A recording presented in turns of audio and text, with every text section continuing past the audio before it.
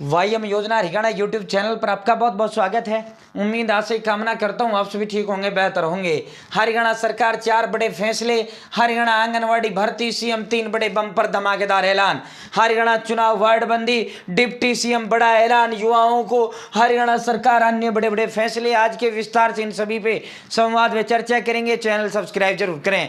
Haryana family ID, Haryana BPL ration card, Haryana में केंद्र सरकार की छोटी बड़ी योजना हो, हरियाणा में केंद्र का कुछ भी ऐसा हो जिसका लेना देना आपसे हो, सटीक व विश्वसनीय देने का काम करते हैं। अगर आप मेरे साथ जुड़े हो तो ये नहीं कह पाओगे मुझे पता नहीं चला ये योजना कब आई कब चली गई, या तो जुड़े नहीं या फिर देखते नहीं। तो दोस्तों अब सीधा धमाके पर चलते हैं। सबसे पहले आंगनवाड़ी कार्यकर्ताओं का मानदेय 1339 रुपए तक बढ़ाने का ऐलान सीएम साहब ने कर दिया है, और जो आशा वर्कर है उनकी रिटायरमेंट की राशि जो है दोगुनी कर दी गई है, यानी 719 मानदेय राशि जो है आंगनवाड़ी कार्यकर्ता सहायिकाओं की मानदेय राशि 719 से 1339 रुपए प्रति महीने तक बढ़ाई गई है। तो यानी प्रति माह 1300 रुपए का इनका वो बढ़ाया गया। साथ ही आंगनवाड़ी कार्यकर्ताओं की 1 लाख व सहायिका जो आशा वर्कर जिसे आप बोलते हैं उनकी 50,000 बढ़ाई गई है। रिटायरमेंट की जो रिटायरमेंट में पैसा मिलता है उसमें 1 लाख और 50,000 रुपए का बंपर बढ़ोतरी दर्ज किया गया। इसके अलावा सीएम ने प्रति वर्ष 2 वर्दी के लिए 800 रुपए से बढ़ाकर 1500 रुपए कर दिया, यानी 2 जोड़ी वर्दी के 1500 रुपए इनको प्रति सालाना मिलेंगे।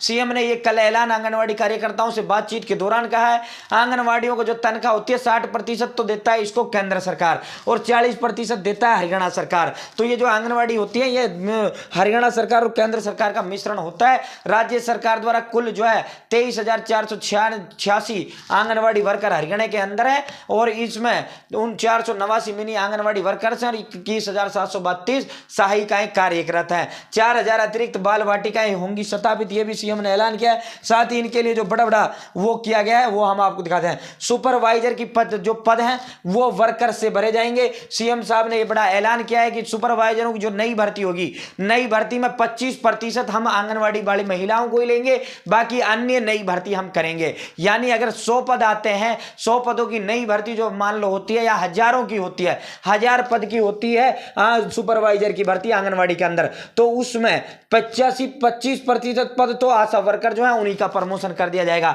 उन्हीं का प्रमोशन किया जाएगा। यानी 250 पदों पे तो उन्हीं को लगा लिया जाएगा, उनको बढ़ा दिया जाएगा, यानी प्रमोशन कर दिया जाएगा, उनका पोस्ट बढ़ा दिया जाएगा। और 75% यानी 750 पदों पर नई भर्ती की जाएगी। जैसे ये नई भर्ती का फॉर्म निकलेगा, जैसे ही नई भर्ती की प्रक्रिया शुरू होगी, मेरे साथ जुड़े रहना, मेरे साथ बने रहना, आपको सबसे सटीक सबसे विश्वसनीय देने का काम करेंगे। अब इनकी तनख्वाह की बात कर लेते हैं, कितनी बढ़ोतरी हुई है।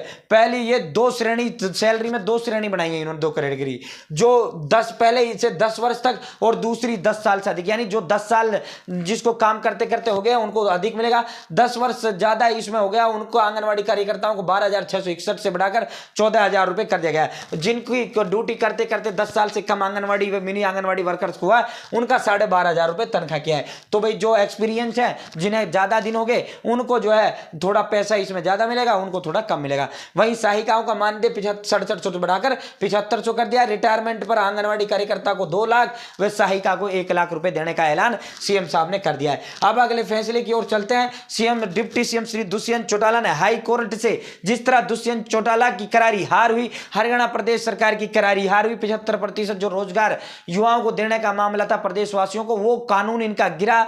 हरियाणा में जेजेपी 75% का ही एक जो है नारा लगाती है, हमने युवाओं को 75%, एक भी बच्चे को मिला नहीं, लेकिन कानून बन गया तो भाई एडवर्टाइजमेंट तो सभी करते हैं। अब वो गिर गया हाई कोर्ट से। अब जब इनका हाई कोर्ट से 75% वाला गिर गया तो अब साथियों बड़ा झटका यहां लग गया दुष्यंत को। एक तो इनका 5100 का पेंशन पूरा नहीं कर पाया है, 5100 की तो बात ही नहीं करता, बोलते हैं सीएम बनूंगा तब करूंगा। तो वहीं मनोहर ने कह दिया, भाई खट्टर ने, भाई हमारा तो 5100 का वादा नहीं था, हमारा 3000 का, हम तो 3000 करेंगे। भाई 5100 जिनका है उनसे बात करिए, हमारा 3000 का घोषणा पत्र देख लो 2019 का, हम वो 1 जनवरी 2024 को कर देंगे। तो अब दुष्यंत के लिए बचा कुचा जो बड़ा करार झटका इसमें लग गया। लेकिन युवाओं को राहत देते हुए दुष्यंत चौटाला ने सुप्रीम कोर्ट में लड़ाई लड़ने का ऐलान कर दिया है कि हम इस कानून के तहत हाईकोर्ट का जो फैसला है उसके खिलाफ हम सुप्रीम कोर्ट में जाएंगे। यह ऐलान डिप्टी सीएम ने कर दिया। अगला भाई तो हरियाणा में चुनाव को लेकर निकाय चुनाव, नगर निकाय चुनाव, उनकी तैयारी शुरू हो गई है। वार्डबंदी का जो शेड्यूल है जारी कर दिया गया है। पानीपत, करनाल, रोहतक, यमुनानगर, हिसार, जाखल मंडी और